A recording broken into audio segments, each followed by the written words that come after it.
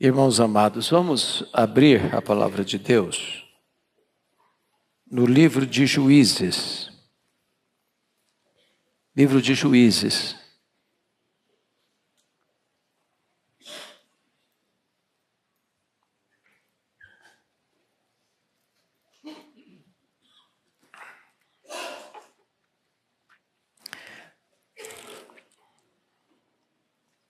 Juízes 17, versículo 6.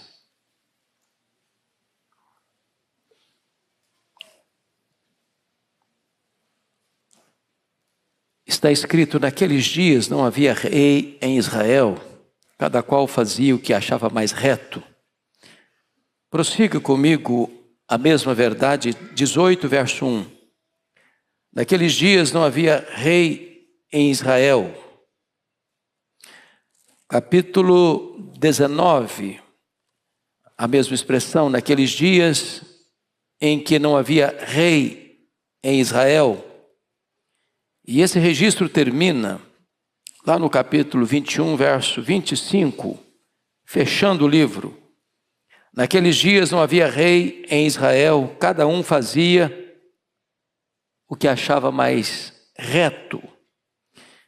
E eu quero dar como tema desta mensagem de hoje o que está lá em Mateus 23, 24, que é uma expressão de Jesus. Uma expressão de Jesus endereçada aos fariseus daquele tempo. E está escrito o seguinte, Mateus 23, 24. Chamando os fariseus de guias cegos, que coais o mosquito e engolis o camelo. Então o tema que eu vou dar é esse: coando o mosquito e engolindo o camelo. Essa expressão é conhecida no sentido de que alguém que é muito rigoroso em coisas miúdas, pequenas, e deixa passar coisas enormes. Esse é o risco do legalismo religioso. Pessoas que se tornam muito radicais em pontos secundários e transigem com aquilo que é a essência, que é o núcleo da própria vida cristã. Bom, voltando ao livro de Juízes, este livro é um livro que retrata a maior crise da nação de Israel. A Bíblia chega a dizer que a geração que saiu do Egito morreu no deserto. A segunda geração que nasceu no deserto entrou na terra prometida. E a terceira geração que nasceu na terra prometida já não conhecia Deus mais. Enquanto Josué e os anciãos lideravam o povo andava com Deus. Obedecia a palavra de Deus. Mas tão logo o grande líder Josué e aqueles que também lideravam com Josué morreram, o povo se desencaminhou. Perdeu-se no caminho. Corrompeu-se em grau superlativo e entrou numa descida ladeira abaixo. O livro retrata basicamente os altos e baixos de Israel. Então, era um ciclo.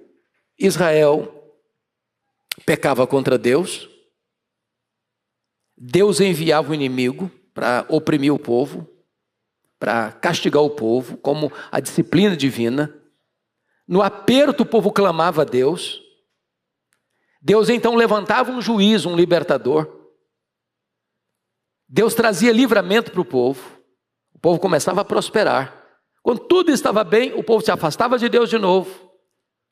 Deus enviava um inimigo para oprimir o povo.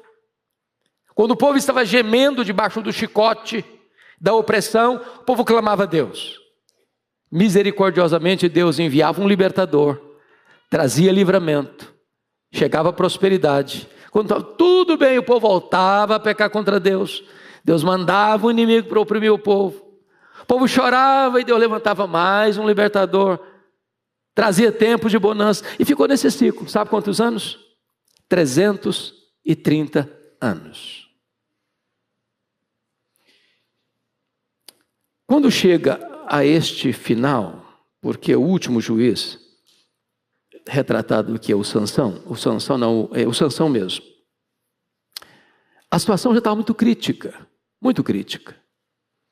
porque Deus levanta um homem como Gideão, e todos nós sabemos de Gideão, ficamos encantados com a liderança de Gideão, mas às vezes nos esquecemos de um ponto.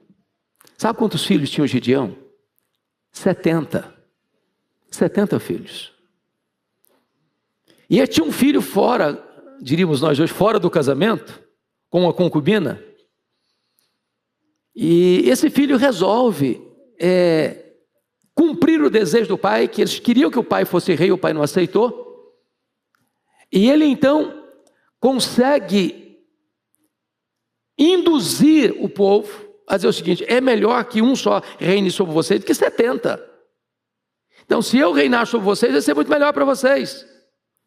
E tão logo ele foi nomeado, ele matou os 70 irmãos. Você já pensou o que é isso? Um irmão matar todos os irmãos, e não foram poucos, 70. Na linguagem bíblica foi o reinado do espinheiro. Reinado do espinheiro. Mas aí levanta o Sansão, que vocês conhecem tão bem, fez carreira solo.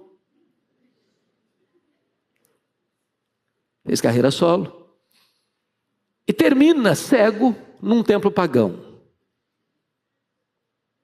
De maneira triste. Agora chega o capítulo 17 até o 21, não tem mais inimigo de fora. Porque o inimigo de Israel vai ser Israel. Preste atenção nisso. Às vezes a decadência espiritual de uma pessoa, de uma família, de uma igreja, de uma cidade, de uma nação, pode chegar a tal ponto que não precisa inimigo atacar de fora para dentro. Os inimigos são os de casa, são os de dentro. E aqui o que você vai encontrar? E eu quero fazer esse registro breve, tirando lições. Você vai encontrar uma mulher que foi roubada 1.100 ciclos de prata. Foi exatamente aquele valor que foi pago para Dalila, dos príncipes, os 5 príncipes dos filisteus, cada um deles. E alguns estudiosos acreditam até que essa mulher é Dalila e que o filho dela, esse Mica, seria filho de Dalila com Sansão. Mas isso aí é apenas cogitação, não há nenhuma confirmação desse fato. Mas ela foi roubada. E aí ela lança uma maldição genérica. Sabe quem tinha roubado a mãe? Quem tinha roubado essa mulher? O filho dela, o Mica. E aí, com medo da maldição pegar sobre ele devolve o dinheiro do roubo à mãe. A mãe muda de imediato a maldição para a bênção, como se ela tivesse poder para fazer isso, sem que houvesse qualquer arrependimento do filho. E promete dar todo esse dinheiro que tinha sido roubado para Deus. E aí entra o sincretismo. Para que se fizesse uma imagem de escultura para o povo adorar. Mistura coisa de Deus com coisa pagã. A religião foi se corrompendo. Mas na hora de entregar, ela não entregou os 1.000 não, ela só entregou uma pequena parte. Se o filho tinha roubado da mãe, ela estava roubando de Deus, que tinha prometido isso, tinha para Deus. Igual a Ananias e Safira. E aí o que acontece? O filho manda fazer uma imagem de escultura, faz um altar, um templo, um nicho de adoração dentro da casa dele. Preste atenção, religiosidade abundante, misturando o culto a Deus com a idolatria. Eles estão adorando a Deus, mas através de um ídolo. Que mais fizeram? Constituíram um filho de Mica, esse filho que tinha roubado a mãe, como sacerdote, na contramão da palavra de Deus. Estou falando disso do povo de Deus, viu, gente? Estou falando do povo de Israel, povo da aliança. Constitui um filho sacerdote idólatra. Aí um dia, um levita que morava em Belém, situação difícil por lá, ele sai de Belém, rumo ao norte e para lá, nessa região de Efraim, chega exatamente na casa desse homem chamado Mica. E o Mica disse: rapaz, você é levita? Eu sou levita, sim, senhor. Falou: então eu preciso de você, ué. Você vai ser capelão da minha família. Você vai ser sacerdote da minha casa. Aliás, já tem um templo aqui, já tem ídolo aqui. Você vai ser o nosso sacerdote. E não vão te dar salário, não vão te dar casa, não vão te dar roupa. E esse levita vendeu a sua consciência. Vendeu a sua consciência para ser sacerdote de uma família idólatra, deixando a sua fidelidade a Deus para um culto sincretista, para o sustento, por causa do sustento. Está coando mosquito, engolindo camelo. Só que a tribo de Dan, quando foi dividida as terras, a terra que lhe coube era muito boa, mas o povo que estava lá era mais forte militarmente que eles, e expulsou a tribo de Dan da região melhor, empurrando-os para a montanha. Anos se passaram. A tribo não tomou posse daquilo que era dela. Um dia, essa tribo disse: nós precisamos arrumar terra para nós, para plantar, para colher. Pegaram 5 espias, vocês vão vigiar a terra, olhar a terra toda, ver se descobre alguma terra que sirva para nós. Esses espias estão caminhando lá para o norte, para a região de Efraim. Vão parar onde? Na casa desse cidadão Giba. Quem que está lá como sacerdote? Um levita, num culto pagão. E ele chegar e falou: você consulta a Deus aí para ver se essa empreitada nossa é boa. Ele disse que consultou, mas tudo aquilo era para falar o que o povo queria ouvir. Não, vai dar tudo certo, vai dar tudo certo. Ele sobe mais um pouco, olha a cidade de Laís, uma cidade bonita, forte, rica, mas que o povo não estava acostumado com guerra, não estava preparado com guerra, não estava pensando em guerra. Eles voltaram à tribo de Dan, disseram: olha, tem uma cidade que nós vamos conquistar. Juntaram 400 guerreiros. Para onde foram primeiro? Para a casa do Ziba. Chegaram e falavam: a casa do Mica. Ô Mica, não falaram para ele, não, falaram para o sacerdote, o levita. O nome dele era Jonatas, da família lá dos sacerdotes. Nós temos uma proposta de emprego melhor para você. Em vez de você ser sacerdote de uma família, você vai ser sacerdote de uma tribo. Da tribo de Dan. Nós vamos te dar salário melhor. Um homem que vende a sua consciência, um homem que vende a sua fidelidade a Deus. E foram e roubaram os deuses, os ídolos da casa desse cidadão, do Mica. Foram na cidade de Laís, tomaram a cidade, mataram as pessoas, conquistaram a cidade, derramaram sangue, conquistando uma região que não era a região que Deus havia dado para eles, invadindo terra que não era deles. Esse Mica foi atrás deles, ele falou: fica aí, cara, não vem não, porque se você vier, nós vamos te matar. Aí os deuses dele não fizeram nada, não puderam ajudar nada. Ele ficou sem Deus, ele ficou sem sacerdote, ele ficou sem nada. E aí, o livro vai prosseguindo nessa saga de corrupção, de violência, de maldade. E diz a Escritura que um outro indivíduo, um levita, vai arrumar uma concubina lá em Belém, totalmente longe da terra dele. Ele era efraimita e vai lá para o sul. Essa concubina o abandona, meses depois volta para a casa do pai.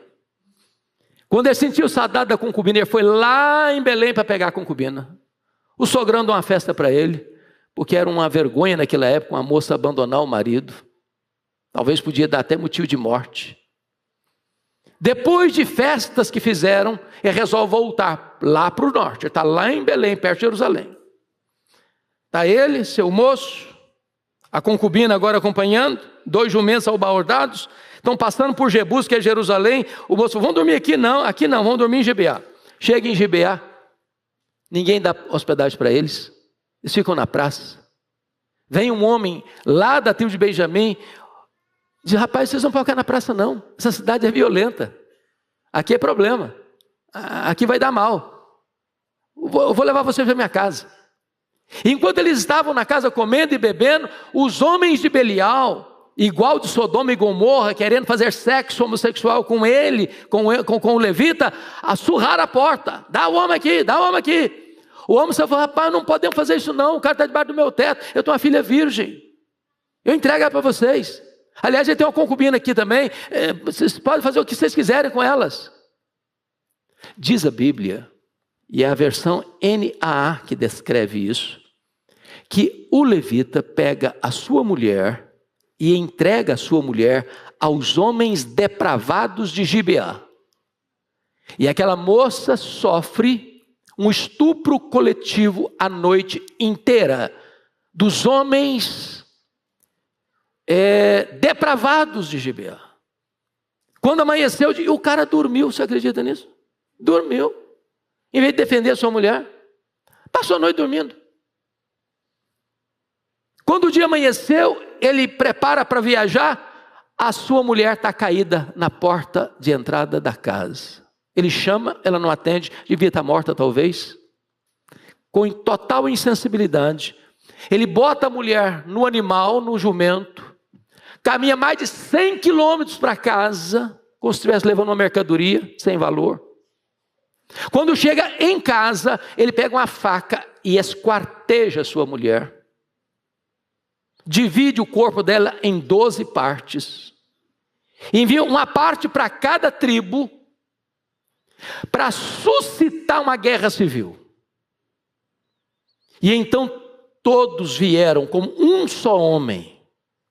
Ele dá um relatório tendencioso, passando-se de bonzinho, induzindo as pessoas a acharem que toda a cidade de Gibeá era criminosa, quando criminosos eram os filhos de Belial, não era toda a cidade. E ele, depois que desse relato parcial, tendencioso, para salvar a sua pele, porque ele era culpado, porque em vez de defender a sua mulher, em vez de lutar por ela, ele a entregou de bandeja aos bandidos da cidade. Então todos se reuniram como um só homem, e ele induziu as pessoas a uma guerra. Os homens todos tomaram a seguinte decisão, que a cidade de Gibeá ficava na tribo de Benjamim. Duas decisões. Se uma cidade não veio à convocação para essa guerra, todos devem morrer. Segunda decisão. Nós não vamos dar as nossas filhas para os benjamitas se casarem. Nós vamos matar todo mundo. Mas se sobrar alguém, nós não vamos dar nossas filhas para se casarem com eles.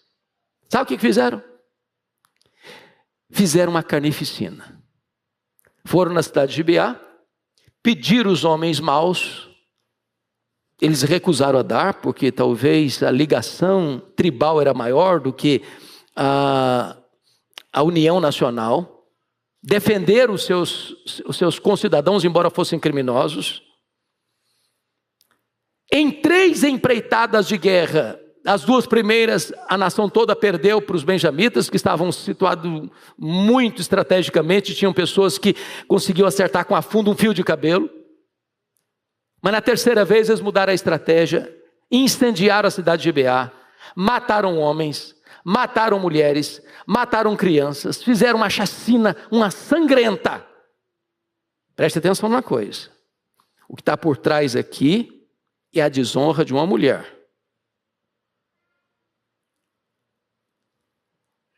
E eles, para lavar a honra dessa mulher, não tem nenhum problema de matar muitas outras mulheres, de matar crianças, de fazer uma chacina numa cidade. E agora, depois dessa chacina toda, apenas 600 homens escaparam dos benjamitas, se refugiaram num lugar alto. E quando eles percebem a loucura que tinham feito, diz a Bíblia, que eles entraram em pânico. Meu Deus, nós dizimamos, eliminamos, exterminamos uma tribo inteira. Porque já prometemos que tem 600 homens, nós não podemos dar nossas filhas para eles. Está acabada a tribo, começaram a chorar. Mas aí vem uma outra coisa. Você começa a pensar, será que alguma cidade deixou de vir? Porque o que nós prometemos é não dar as nossas filhas, mas sequestrar a gente pode. Engolindo camelo, coando mosquito. Descobri que a cidade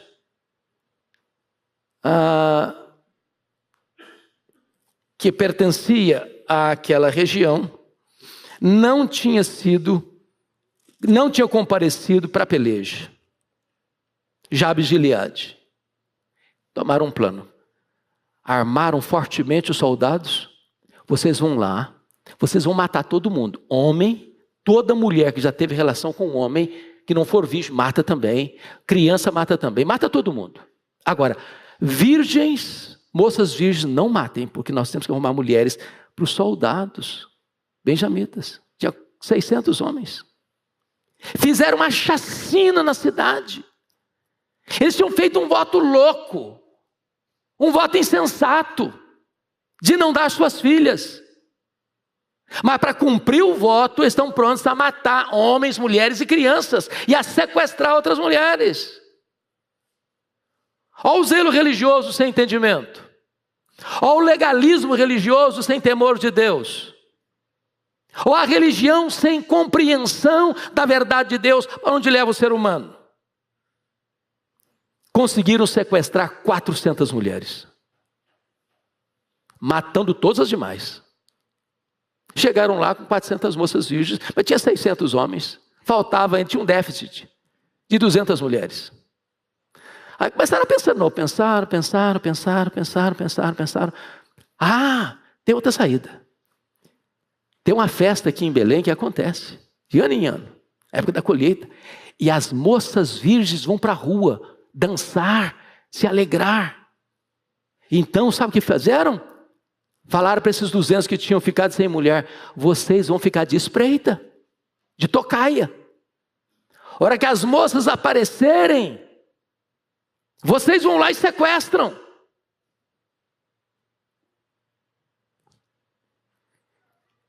E aí foram lá e sequestraram. E sabe como é que o livro termina? Cumprido todas as legalidades religiosas, depois de tanta loucura, de tanta maluquice, cada um voltou para sua casa. Dever cumprido. Não quebraram os votos que fizeram. Não quebraram. Na cabeça deles estava tudo resolvido.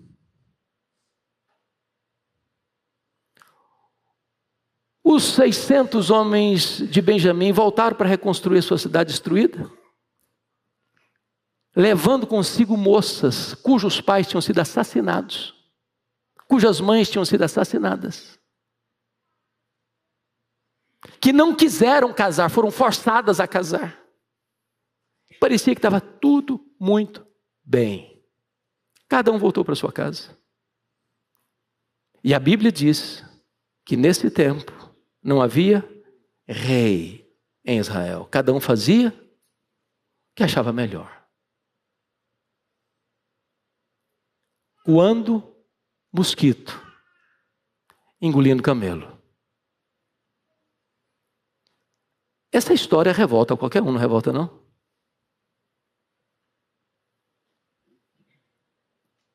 Gente que tem nome de gente de Deus, que vai se perdendo, vai se corrompendo. Tem religiosidade intensa, tem até um templo dentro de casa. Tem até um capelão familiar. Gente que acha que está agradando muito a Deus, está fazendo aqui que está na contramão da vontade de Deus. Gente que acha que pode adorar a Deus, mandando fazer uma imagem de escultura, contrariando radicalmente o segundo mandamento. Gente que está trabalhando na obra de Deus, entre aspas, por salário, por dinheiro. Porque recebeu o salário, comida, roupa, dinheiro. Eu posso vender minha consciência. Eu posso transigir. Nesse mercado religioso brasileiro, quanto disso você está vendo todo dia, toda hora? pessoas que mercadejam a verdade, pessoas que mercadejam o evangelho, pessoas que vendem a sua consciência. Mas para mim o que é mais gritante, meus irmãos, é quando as pessoas são tão zelosas, são tão cuidadosas, são tão ciosas de detalhes da sua religiosidade e estão dispostas a cometer qualquer atrocidade, qualquer violência, qualquer maldade, qualquer crueldade, desde que esse ponto não seja atingido. Matar, sequestrar, para eles não é problema, desde que eles não quebrem o voto que fizeram. Como um voto insensato de Jefté, esse mais insensato ainda.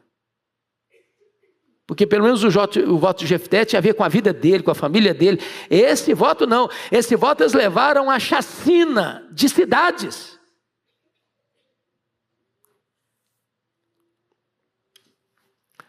Sabe qual a conclusão que eu chego quando termino de ler Juízes? É que ele diz assim, naqueles dias não havia rei em Israel, cada um fazia o que achava mais reto. E aí entra logo em seguida um outro livro que trata também do período dos juízes, que é o livro de Ruth. Logo depois entra um outro livro que também trata do período dos juízes, que é 1 Samuel. Vem a decadência aí de Eli, seus 2 filhos, Rofini e Finéias, que eram adúlteros, eram homens, filhos de Belial também.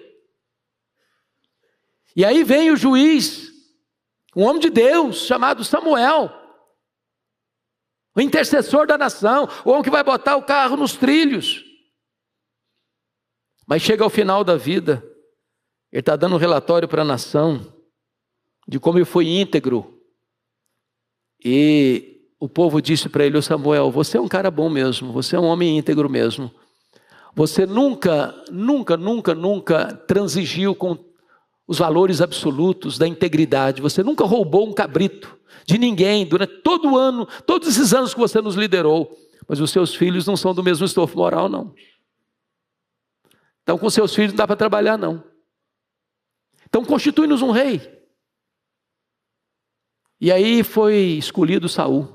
Começou bem, terminou mal. E aí vem Davi, que começa bem e termina mal. Aí você vê Salomão, começa bem e termina mal. E você começa a perceber que nenhum rei humano consegue resolver essa demanda. Nenhum rei humano é suficientemente capaz de botar o carro nos trilhos. A conclusão é que nós precisamos de um rei que seja melhor do que Davi. Nós precisamos do rei que é o filho de Davi, o rei dos reis, o Senhor dos senhores, Jesus Cristo nosso Senhor. Fora desse modelo que é Jesus, a religiosidade humana, meus irmãos, pode se tornar um instrumento de opressão, de engano, de mentira, que não precisa de inimigo externo. Do capítulo 17 ao 21, não tem ninguém atacando Israel, e nem precisa. Ele está se autodestruindo. Autodestruindo. Sabe o que ele está fazendo? Coando mosquito e engolindo camelo. Mas eu quero terminar dizendo o seguinte, às vezes é fácil a gente atacar Israel. Às vezes é fácil a gente acusar esse povo aqui. De fato, são atrocidades. Mas quem sabe a gente pudesse olhar no espelho e clamar por misericórdia. Porque todo o potencial da maldade extrema está potencialmente no nosso coração. Sem a graça de Deus, nós estamos sujeitos aos mesmos males, aos mesmos deslizes, às mesmas transgressões. Somos o que somos pela graça de Deus. E tão somente pela graça de Deus. Que Deus nos livre de uma religião farisaica. Que Deus nos livre de um legalismo pesado. Que Deus nos livre de sermos zelosos daquilo que nós fabricamos e completamente relaxados com a verdade que Deus requer de nós. Que Deus nos livre de uma falsa espiritualidade. Que Deus nos dê um coração humilde e quebrantado, que olha para Jesus e diz: é a Ele que eu quero me submeter. Ele é a autoridade sobre a minha vida. Ele é o meu modelo. E é olhando para Ele que eu quero caminhar a minha vida cristã. Que Deus nos abençoe. Amém.